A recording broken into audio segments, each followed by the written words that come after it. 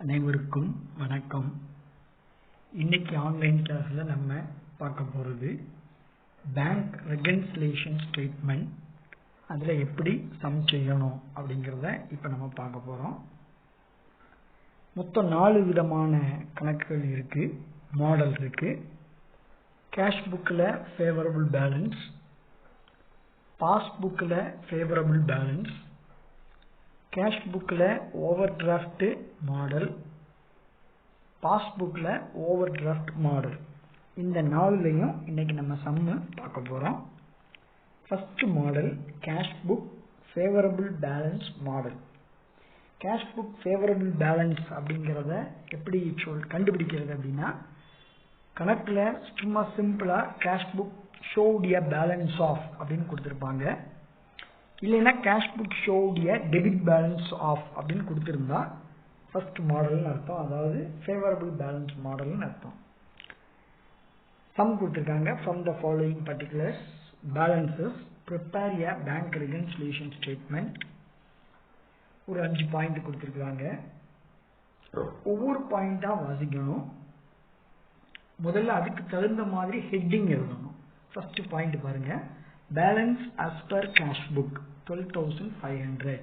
So balance as per cash book அப்படின்னா cash book balance கொடுத்துருக்குறாங்க. So நம்ம காலம் போடும்போது, ஒர்க்கிங்ஸ் போடும்போது முதல்ல கேஷ் புக்னு எழுதணும், அடுத்து பாஸ் புக்னு எழுதணும்.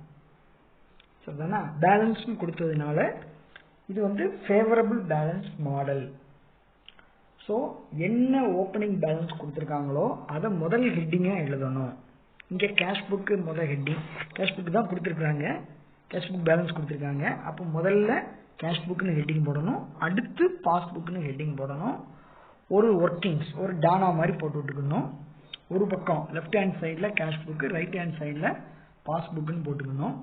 Check issued but not presented for payment. Cheque இஷ்யூடுனாலே கேஷ் புக்கில் மைனஸ், இது வந்து ரூல்ஸில் இருக்கு. கேஷ் புக்கில் மைனஸ், அப்போ கேஷ் புக் மைனஸ்னா ஆட்டோமேட்டிக்காக பாஸ் புக்கில் plus.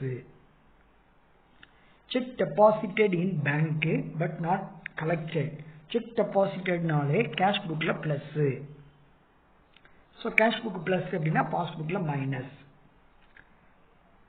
Fourth point, bank premium, bank paid insurance premium. Bank pay பண்ணுது அப்படிங்கும்போது பாஸ் புக்கில் மைனஸ், ஏன்னா எக்ஸ்பென்சஸ் பெய்ட் பை பேங்க் அப்படின்னா பாஸ் புக்கில் மைனஸ். ஸோ கேஷ் புக்கில் plus. Direct deposit by customer, ஒரு கஸ்டமர் டைரக்டாக பேங்க்ல டெபாசிட் பண்ணியிருக்காரு அப்படின்னா பேங்க் பேலன்ஸ் கூடும். ஸோ பாஸ் புக்கில் ப்ளஸ், கேஷ் புக்கில் minus. Interest on overdraft collected by bank. Interest on over டிராஃப்ட்ங்கிறது இன்கம். அப்போ இன்கம் கலெக்டட் பை பேங்க் அப்படின்னா பாஸ் புக்கில் ப்ளஸ். பேங்க் சார்ஜஸ் அப்படின்னா பாஸ் புக்கில் மைனஸ், கேஷ் புக்கில் ப்ளஸ். இந்த ப்ளஸ் மைனஸை கரெக்டாக எழுதிட்டு இந்த மாதிரி நம்ம எழுதி வச்சுவோம். எழுதி வச்சுட்டு முதல்ல நம்ம சொன்ன மாதிரி opening balance cash book balance இருக்கு, அதனால முதல் ஹெட்டிங் கேஷ் புக்னு எழுதணும், பக்கத்தில் பாஸ் புக்னு எழுதணும், அமௌண்ட் என்னென்னங்கிறத எழுதியாச்சு.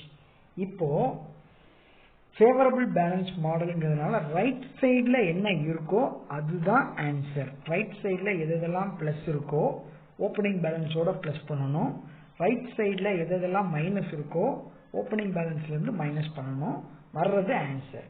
ஸோ ஃபேவரபிள் பேலன்ஸ் அப்படின்னா ரைட் சைடில் உள்ளது ஆன்சர். அது பாஸ் புக்காகவும் இருக்கலாம், கேஷ் புக்காகவும் இருக்கலாம். கணக்கில் ஓப்பனிங் பேலன்ஸ் என்ன கொடுத்துருக்காங்களோ அதை பொறுத்து முதல்ல என்ன ஹெட்டிங் போடணும் அப்படிங்கிறத டிசைட் பண்ணணும். ஆன்சர் வந்து ஃபேவரபிள் அப்படின்னா ரைட் சைடில் ரெண்டாவது என்ன இருக்கோ அதான் ஆன்சர். ஸ்டேட்மெண்ட் இந்த மாதிரி ரெடி பண்ணுறோம்.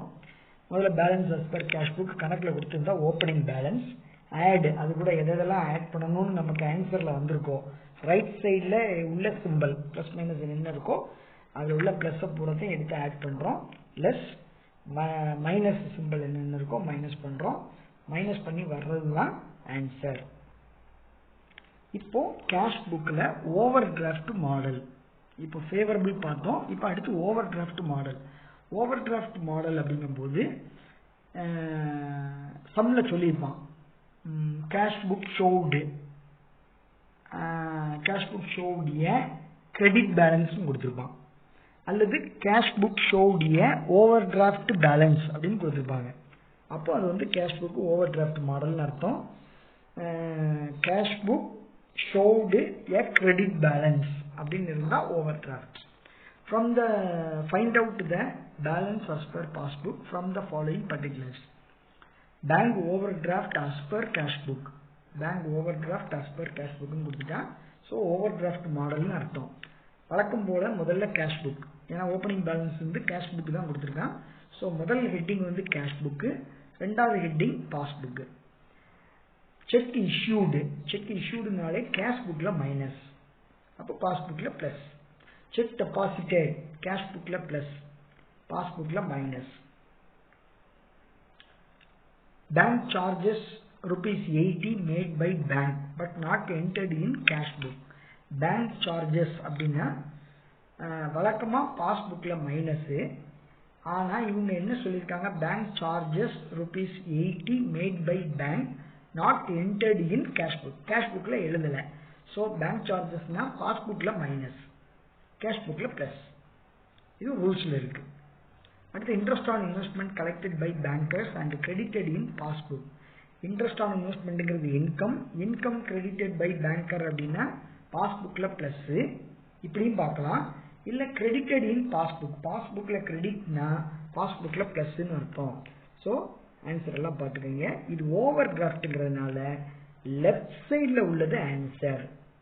ஃபேவரபிள்னா ரைட் சைடில் உள்ளது ஆன்சர். ஃபேவரபிள் ஓவர் டிராஃப்ட் அப்படின்னா லெஃப்ட் சைடில் உள்ளது ஆன்சர். ஸோ இங்கே கேஷ் புக்கில் உள்ளது தான் ஆன்சர். இதில் எதெல்லாம் ஆடோ ஆட் பண்ணணும், எதெல்லாம் லெஸ்ஸோ லெஸ் பண்ணணும். ஸோ ஆன்சர் வந்து எல்லாம் வந்துருச்சு. Bank overdraft as per cash புக்னு ஆரம்பிச்சிருக்கோம். ஸோ கடைசியில் முடிக்கும் போது bank balance bank overdraft as per பாஸ்புக்னு முடிக்கணும். ஏன்னா கேஷ் புக் பேலன்ஸ்ல இருந்து பாஸ்புக் பேலன்ஸ் கொண்டு வர்றோம். மூணாவது sum, passbook favourable balance model. Passbook balance கொடுத்திருந்து அது ஃபேவரபிள் பேலன்ஸா இருந்தா எப்படி செய்யணும் அப்படிங்கறத பார்க்க போறோம்.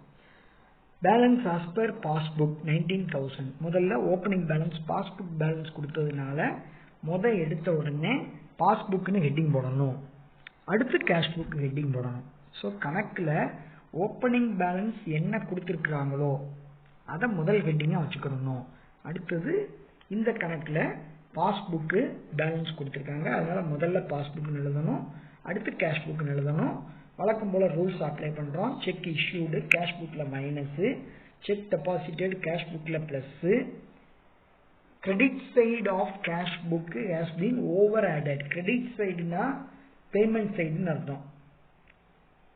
அந்த பேமெண்ட் சைடுல ஓவர் ஆட் பண்ணிட்டாங்க அப்படின்னா நமக்கு ஆட்டோமேட்டிக்கா என்ன ஆகும்னா பேலன்ஸ் வந்து குறையும். ஸோ கேஷ் புக்ல மைனஸ். நாலாவது பாயிண்ட் பாருங்க, கேஷ் புக்ல மைனஸ். அதாவது கிரெடிட் சைடுங்கிறது பேமெண்ட் சைட். பேமெண்ட்ல எக்ஸ்பென்சஸ் தான் எழுதுவோம். அந்த எக்ஸ்பென்சஸ் அதிகமா எழுதியிருக்காங்க, ஓவர் ஹெட்னா அதிகமா எழுதியிருக்காங்க. அதிகமா எழுதுனதுனால க்ளோசிங் பேலன்ஸ் என்ன ஆகும் அப்படின்னா குறைஞ்சிடும். ஸோ கேஷ் புக்ல minus. Interest credited in passbook but not entered in cash book. Interest credited in passbook, கிரெடிட்டட்னு கொடுத்துட்டா பாஸ்புக்ல கிரெடிட்னா பாஸ்புக்ல பிளஸ்ன்னு அர்த்தம். அடுத்து bank charges debited in passbook, passbook only.